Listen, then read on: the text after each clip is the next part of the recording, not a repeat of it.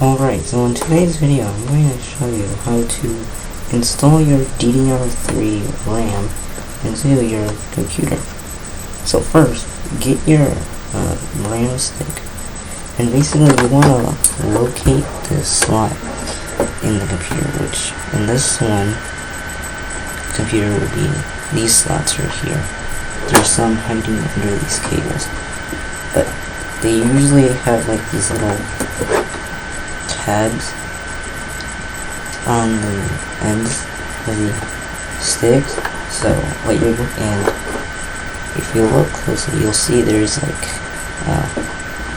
a little notch in one side. So what we're gonna do is we're gonna take our stick, and if you look, you'll see there's a slot right there. And what you want to do is you want that slot to go above the slot in the slot, whatever. So what you do, you take your stick and you gently put it in,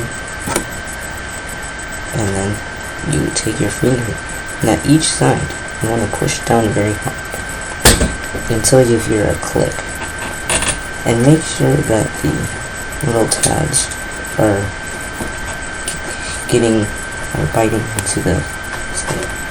And you would do that for all the other sticks that you have. So that's it. Thank you for watching.